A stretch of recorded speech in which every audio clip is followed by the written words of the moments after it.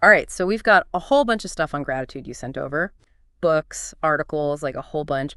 I gotta say, I'm kind of excited to dig into this. Yeah, it seems like there's, more to it than just like a quick thanks. Like these sources go way back to some of the ancient stuff, all the way to like modern science, which I think is really interesting. It's like this whole idea of gratitude is a really big deal for, living a good life, I think. Yeah, what's really stood out to me so far is this idea that it's not just about like feeling thankful, It's like you got to actually try to do it. It's like a choice. Yeah, it's like being intentional, not just waiting for it to happen. Like in Gratitude Works, there's this story about this 92-year-old woman, Clara. She was dealing with some health stuff. Yeah. I mean, it could have easily been like super negative, right? Right. But she starts keeping this gratitude journal every single day, like looking for stuff to appreciate, even little things. And get this, it's not just that she like felt better, which is already something, but her health actually improved, which is wild. It's pretty amazing. It makes you wonder if like choosing to be grateful somehow changed how she saw everything, and then that actually had like a real effect on her, Totally. It's like her mindset shifted. And the book even says she started giving these talks called, get this, Prolongation of Life via Gratitude. Wow. So clearly she saw a really strong connection, right? Like if you actually practice being grateful, it can really change things. See, that's what I'm talking about, because I've tried those gratitude journals, and like sometimes it's the same stuff, different day, Did these sources have any ideas to like shake things up a bit? Oh yeah, for sure. Gratitude Works talks about gratitude fatigue. Like it's a real thing. Uh-huh. But the good news is there are other ways to, cultivate gratitude beyond just the journal. Okay, now you're talking. I'm all about some practical tips. Like what else is there? Well, one that really resonated with me was the gratitude visit. Again, it's from Gratitude Works. So picture this. Yeah. You write this heartfelt letter to someone who's had a positive impact on your life, like someone you've never really thanked properly. Okay. But here's the thing. Instead of just like mailing it, you go see them and read it to them. Whoa. To see their face, like as you're saying these things, that would be huge for both people. Exactly. It's heavy. And the book actually talks about how the positive vibes from that, like they last for months. Wow. It's like this one thing you do, this one grateful thing, it just kind of ripples out.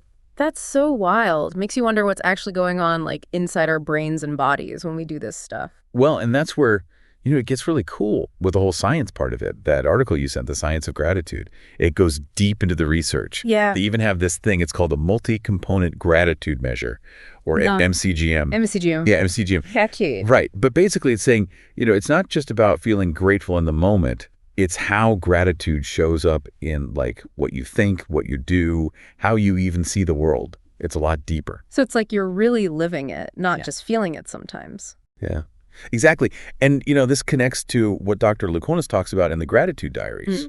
Like he goes into the science of how your emotions, even something like gratitude, affect your physical health. Like for real. He talks a lot about inflammation. Oh, yeah. Inflammation is a hot topic these days. So how does gratitude fit into all that? Well, he says all that chronic stress, being negative all the time, even being lonely, it can really fire up your inflammation. Yeah. But positive emotions, especially being grateful, seem to do the opposite. Interesting. It's like hitting the brakes on your stress response. Gives your body a break. Makes me think of that Candace Pert work with endorphins. Remember that? She thought all those feel-good chemicals get released when you have those positive emotions, like gratitude.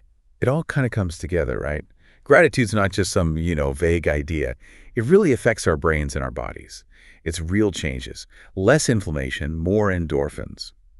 No wonder people who are doing this gratitude stuff are saying they feel happier and healthier. Yeah, it's not just about feeling good. It's about being well. But here's my question. If this gratitude thing is so powerful, why is it so hard to actually keep up with it? It can't be easy. Yeah, it's definitely not always easy, Our brains are kind of wired to focus on, like, the bad stuff. Like, in Think and Grow Rich, they call it the negativity bias. It's like this leftover thing from way back when we had to survive, like, constantly be on the lookout for danger. Oh, so like our ancestors were all focused on spotting that saber-toothed tiger in the bushes, but now it's like, a mean email that sets us off. Exactly. Same wiring, different threads. So yeah, even though things are pretty good for most of us, it's still a challenge to focus on the good stuff sometimes. And I wonder, like, does it hit some generations harder than others? Because the gratitude diaries mention something about that, like a difference between how generations see gratitude. Yeah, definitely. The author was saying how younger generations, even with all the stuff they have, they can struggle with actually feeling grateful. Like they've grown up with so much, certain things are just expected. It's like what used to be considered like a blessing is just Tuesday. Right.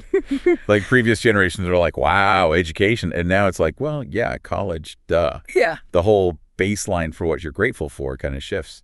It's true. Makes you think, though, if we're always focused on what we should have or what we deserve, does that make it harder to enjoy what's right in front of us? Totally. Like, are we missing out because we're too busy looking ahead? Mm. But there's another side to this too. Like, could too much gratitude backfire?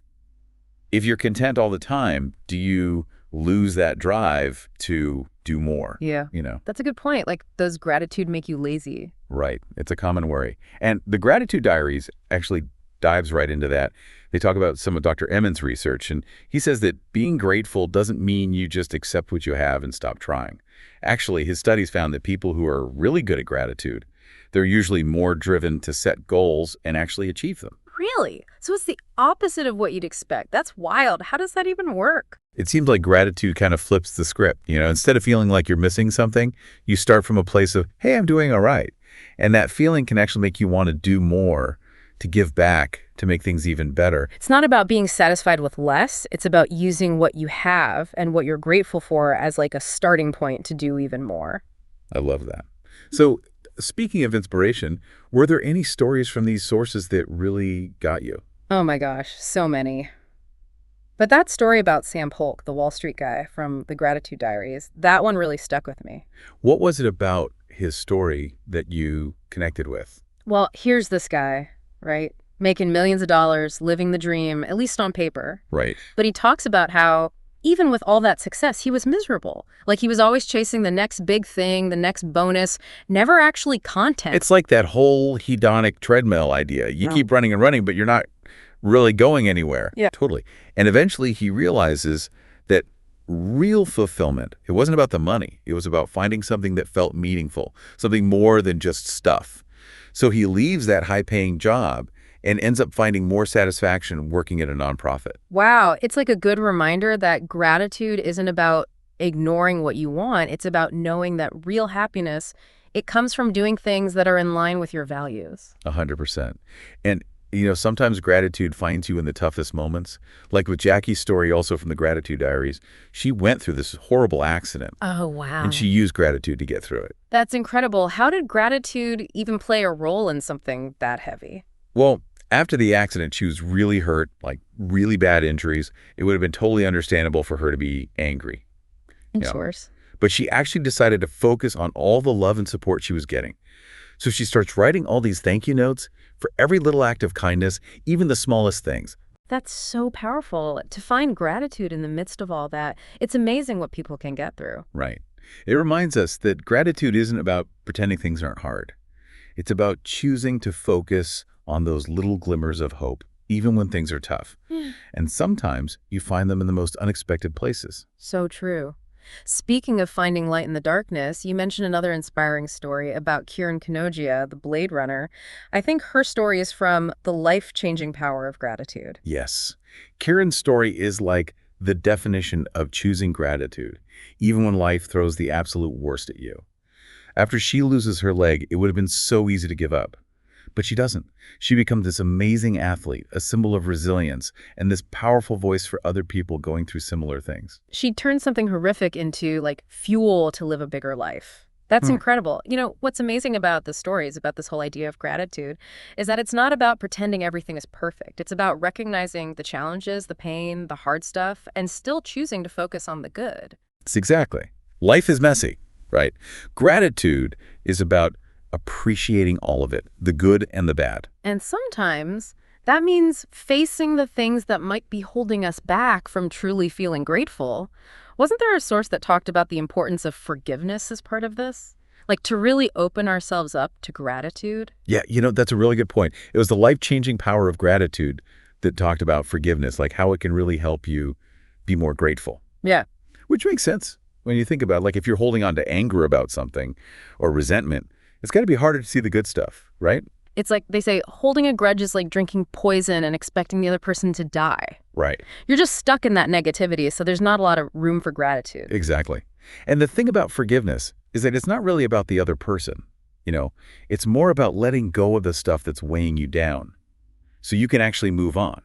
It's not about pretending it didn't happen or that you weren't hurt, but it's about deciding to let go of the anger. Yeah. Exactly. Like holding on to that anger, it just ends up hurting you more in the end. It's like self-sabotage. Totally. So forgiveness is really like taking care of yourself. Mm-hmm. It's making that space to heal and move on. And when you do that, when you make that space by forgiving, that's where you can really start to feel grateful, right? It's like you clear out the weeds so the garden can grow. Yeah. When you let go of all that resentment, all that anger, and you choose to forgive, it's like you become more open to seeing the good stuff in your life. Mm-hmm. Even just the simple things. It changes how you see everything. Yeah.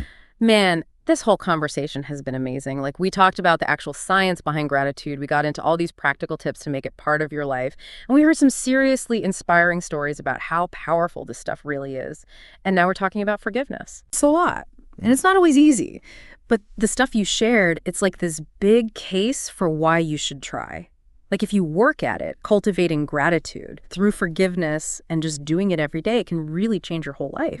Like how you feel, your relationships, even just how you experience the world. It's powerful stuff. Yeah. So as we're wrapping up this deep dive here, I think that the question from the life-changing power of gratitude, it's a good one to think about. Like, what are we holding on to? What anger or hurt that's maybe blocking us from really experiencing gratitude? Yeah.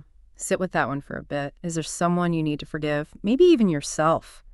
Because when you can do that, when you choose to forgive, you're opening yourself up to so much more, all that gratitude and all the amazing things that come with it.